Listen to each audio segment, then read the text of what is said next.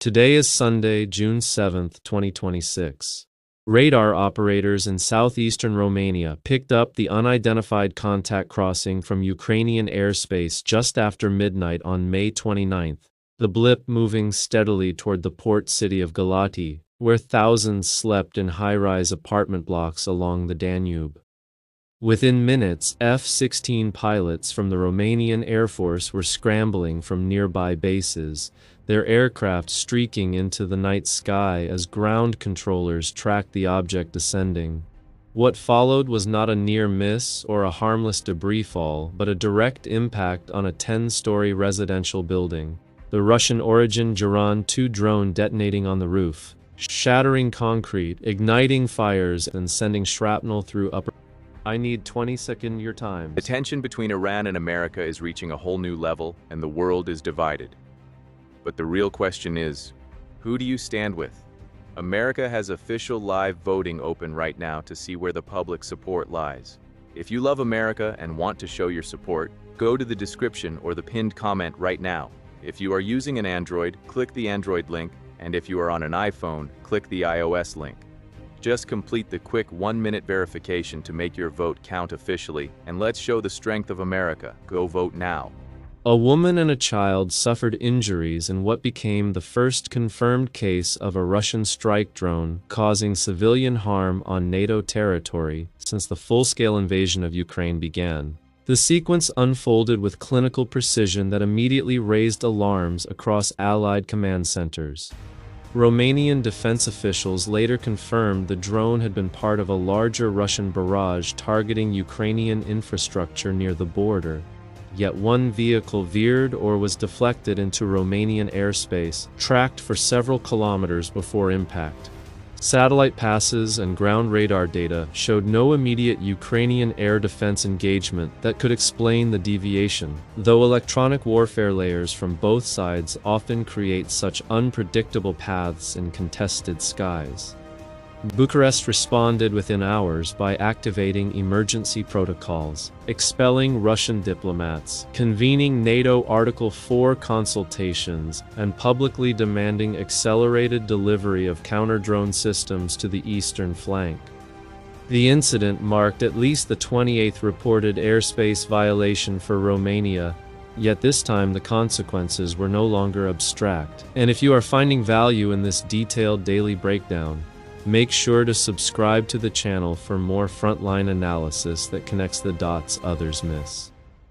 Romanian President Nicu Șordan described the event as a serious and irresponsible escalation, underscoring that the drone's Russian origin was verified through technical analysis of wreckage, including characteristic Geran-2 components.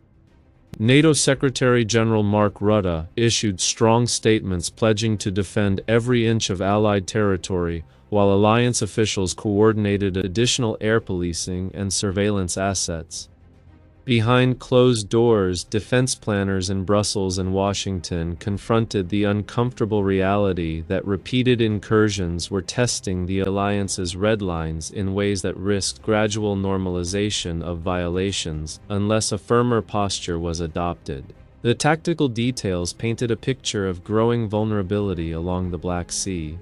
Galati sits just across from Ukrainian territory where Russian forces routinely launch drone and missile strikes against Danube ports used for grain and other exports.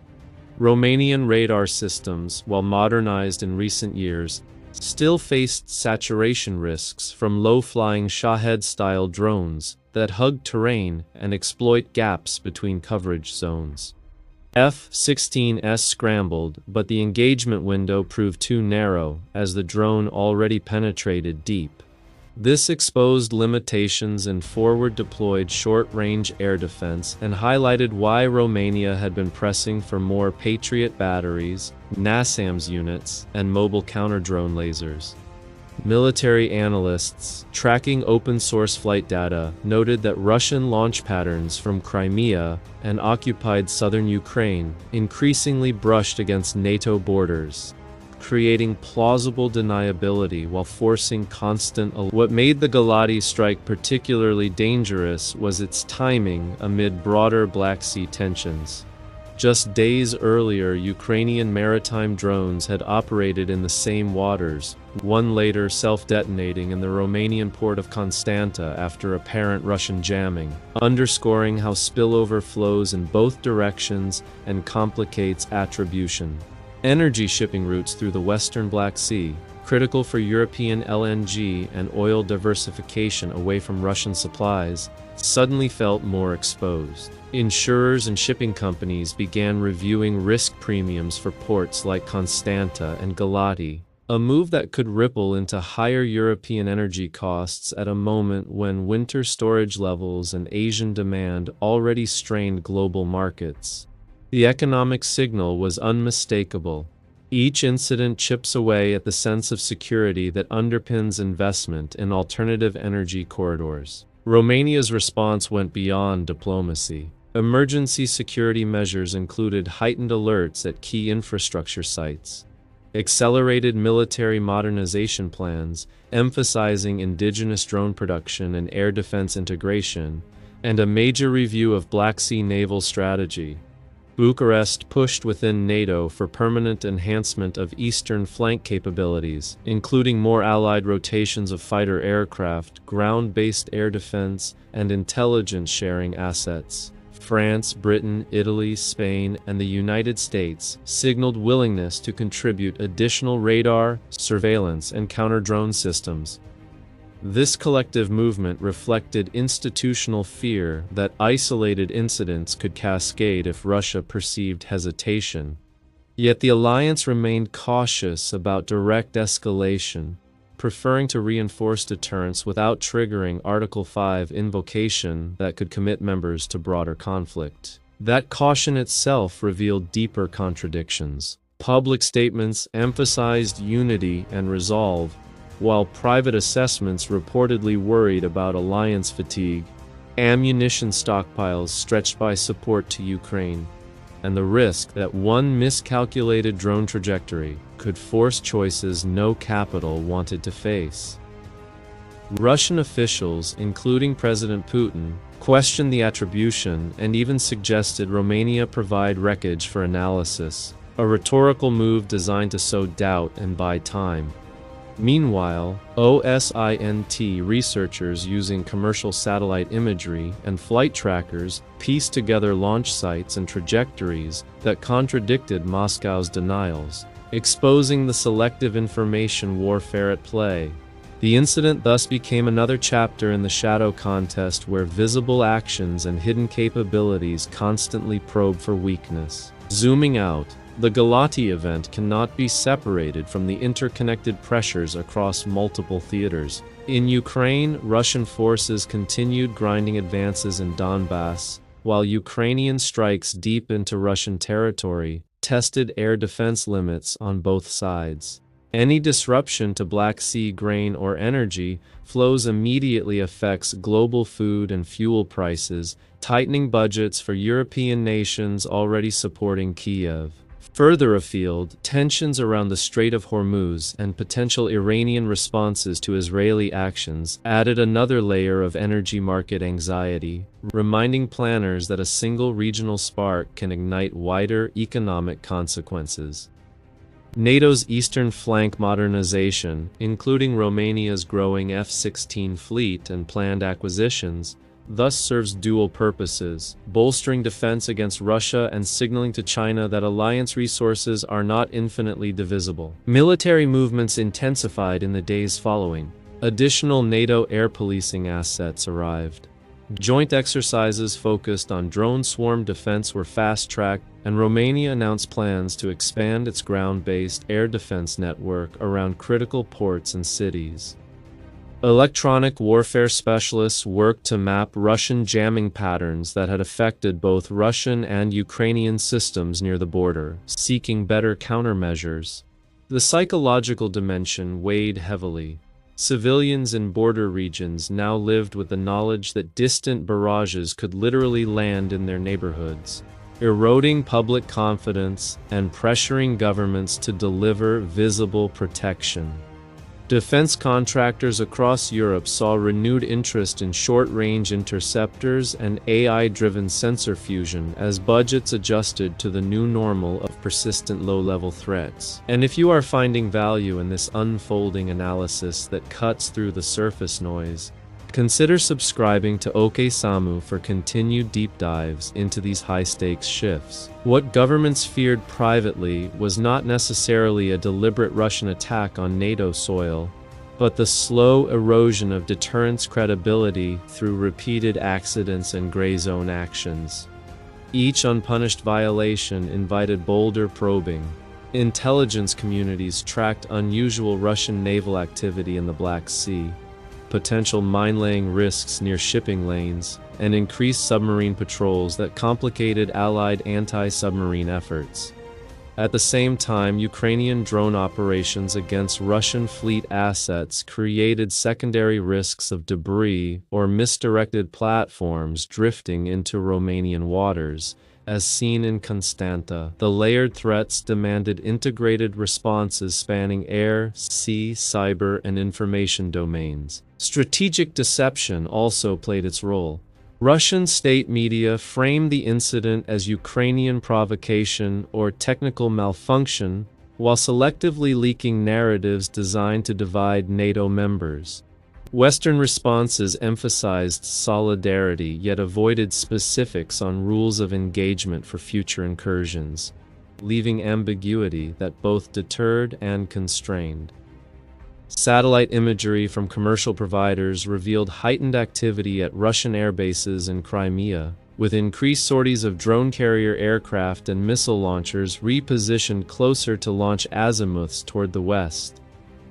These visible adjustments signaled that Moscow was prepared for prolonged contestation while calibrating to avoid outright war with the alliance.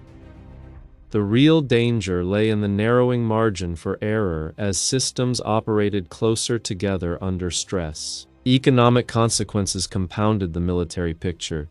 European natural gas futures ticked upward on fears of supply disruptions, while tanker tracking data showed cautious rerouting away from certain Black Sea approaches. Insurance syndicates in London reviewed coverage terms for vessels calling Romanian ports, potentially raising costs passed on to consumers already facing inflation pressures. In parallel, Romania's push for accelerated EU and NATO funding for defense infrastructure highlighted the financial burden of frontline status. Allies recognized that bolstering Bucharest directly strengthened the entire eastern flank, yet competing priorities from the Indo-Pacific theater created internal alliance debates over resource allocation. This tension between theaters mirrored broader strategic reality. No single front exists in isolation. Command pressure mounted at multiple levels. Romanian officers coordinating with NATO's Allied Air Command faced difficult trade-offs between immediate readiness and long-term sustainability, pilot hours and maintenance cycles. Intelligence analysts sifted through intercepted communications and sensor data searching for indicators of deliberate intent versus genuine navigation failure under jamming. The unanswered question lingered. If one drone could reach Galati and cause casualties, what would prevent future larger salvos or coordinated attacks exploiting overload of air defense networks? Planners modeled scenarios involving dozens of low-cost drones saturating radar, forcing expensive interceptors into inefficient engagements and exposing gaps for follow-on threats. These simulations drove urgent requests for cheaper counter-drone solutions, including directed energy weapons and autonomous interceptors. The human dimension remained stark. Families in Galati repaired damaged homes while grappling with the realization that distant geopolitical currents had intruded violently into daily life. Emergency responders trained for hybrid threats now operated under real-world conditions that blended conventional damage with potential contamination or secondary hazards. Across Europe, public opinion polls reflected rising concern over spillover risks, pressuring politicians to balance support for Ukraine with domestic security needs. This dynamic complicated unified messaging and risked fatigue if incidents multiplied without clear resolution pathways. Institutional psychology favored measured escalation through capability enhancement rather than rhetorical confrontation.